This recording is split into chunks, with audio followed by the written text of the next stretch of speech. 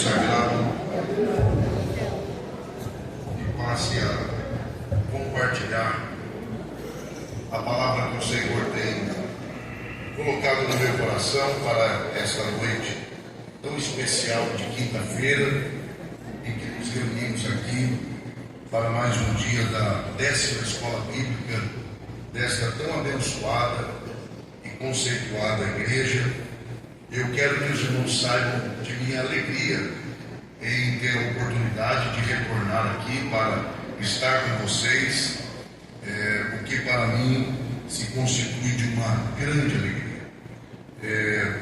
Eu estava me lembrando de que eu tenho tido a oportunidade de algumas vezes estar aqui, e sempre que tenho essa oportunidade, os momentos são os melhores possíveis, e eu agradeço a Deus por essa oportunidade. Aproveito para, em público, agradecer a Deus pela vida do pastor dessa igreja, a quem eu muito respeito, pastor Moisés. Que Deus em Cristo siga abençoá-lo junto de sua esposa, lhe dando graça, saúde, preservando, e continue confirmando o trabalho de suas mãos. Esse é o desejo sincero do meu coração e a minha oração. Da mesma forma, pastor Moisés Filho, sua família, muito obrigado por nos permitir estar aqui e pela forma tão carinhosa com que sempre nos recebe nesse lugar. Da mesma forma, ao pastor Robson, que fez conosco um contato, ao evangelista Jean, Deus o abençoe também, e a todos os irmãos que já cumprimentamos e aqueles que ainda assim o faremos. Meus irmãos, eu pedi aqui a autorização da liderança da igreja e foi-me dada essa autorização, e eu vou fazer isso de forma muito rápida, eu prometo, e principalmente de forma respeitosa.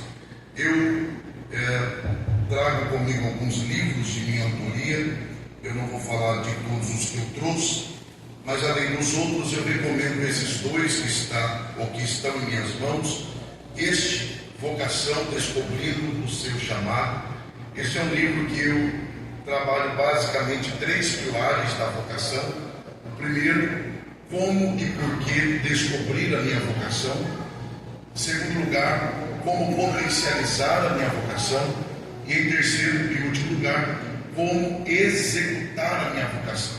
Os irmãos sabem que um dos maiores problemas é que geralmente as pessoas elas começam fazendo para depois querer se preparar. E não são poucas as pessoas que terminam a vida descobrindo que fizeram durante toda ela o que não nasceram para fazer. Então é preciso se investir tempo para descobrir a vocação. Uma vez que você descobre, você então se prepara para ela e então depois executa a sua vocação. Então esse é um livro que trabalha basicamente a ideia de que não existem pessoas ruins. O que existem são pessoas no lugar errado, pessoas fazendo o que não nasceram para fazer. E isso é um desajuste, porque aí quem sofre é a igreja. Porque quando eu não faço o que eu nasci para fazer, eu farei o que eu não nasci para fazer, e fatalmente ocuparei um lugar que é do outro.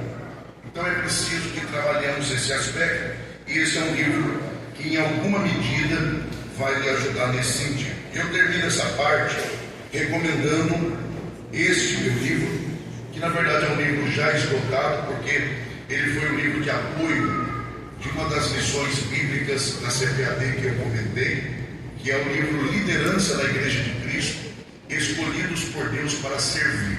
É um livro que eu trabalho o aspecto da liderança. Eu falo o que é e o que não é liderança. Eu trato de um assunto aqui que pouco se fala sobre liderança, porque geralmente se fala de líder no aspecto do resultado, o que é liderança, os tipos de liderança, mas pouco se fala sobre a pessoa do líder. O líder como uma alma, como um espírito, como um corpo, como um ser humano. Então, o capítulo 2 ele é todo dedicado a trabalhar a pessoa do líder. O líder como um indivíduo, que precisa, inclusive, ser respeitado como pessoa e se respeitar como pessoa. E eu falo sobre os principais líderes da Bíblia e encerro aqui, dizendo que eu assumi o desafio dado pela CPAD, de no capítulo 6 falar sobre um assunto, pastor Moisés, que é delicado, que é liderança feminina na igreja. E eu assumi o desafio de dar uma resposta introdutória ao movimento do feminismo. E vocês sabem que o feminismo, ele é um movimento, intelectualmente falando, desonesto. Porque ele parte do princípio de que a Bíblia e a igreja não dão espaço para as mulheres. E isso não é verdade. Eles podem falar o que quiserem, mas isso não é verdade. Tanto a Bíblia quanto a igreja não só dão espaço, como exaltam o trabalho da mulher. Tanto no Antigo quanto no Novo Testamento, você tem figuras de mulheres, inclusive na liderança, inclusive exercendo papel de profetisa no Novo Testamento. Então, isso não é verdade. E a história comprova de que as mulheres sempre tiveram espaço na igreja. Então eu trabalho esse ponto também da liderança feminina na igreja. Então os irmãos que desejarem, após o trabalho, eu estarei ali para rapidamente atender aos irmãos. Amém, meus irmãos? Bom, eu tenho duas missões aqui, né? Além da de adorar a Deus, como nós já temos feito, que é trazer a palavra que o Senhor tem colocado no meu coração e também, em alguns minutos aqui, trazer uma palavra de conscientização daquilo que vocês já são amplamente ensinados, porque são muito bem ensinados, essa é uma das marcas desse ministério, a respeito da importância da oferta e do dízimo. Eu tenho cuidado de dizer isso, mas a próxima lição dos jovens da nossa escola bíblica dominical está sendo um comentário meu, e o assunto é doutrina para os jovens. E um dos pontos ali é o aspecto que nós temos quase que abandonado, que é o cuidado que devemos ter com a liturgia do culto. É impressionante, pastor, como quando você vai pesquisar para escrever sobre esse assunto, a escassez de material sobre liturgia, sobre ordem do culto, sobre elementos do culto.